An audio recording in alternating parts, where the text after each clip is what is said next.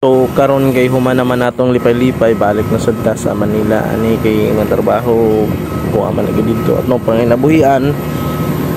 So di ako karon sa Tacloban sa airport. Ugahong sakyan mao ni ang Cebu Pacific nga eroplano. So mao gyud paglupad niya and then nata Tacloban area pa ni siya na klaro kayong kuan mo ni ang sa view sa Tacloban ug nata sa ibabaw nga parte. Kini liko ng eroplano kay ang point na siguro sa destination ko nga sa padong ang Manila nga way. So mao ni nindot ang view sa Tacloban pag nasa ibabaw tanawon.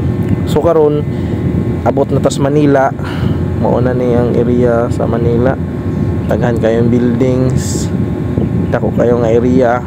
Grabe, halos makita nimo sa ibabaw, sa makita nimo sa ubos puro bahay.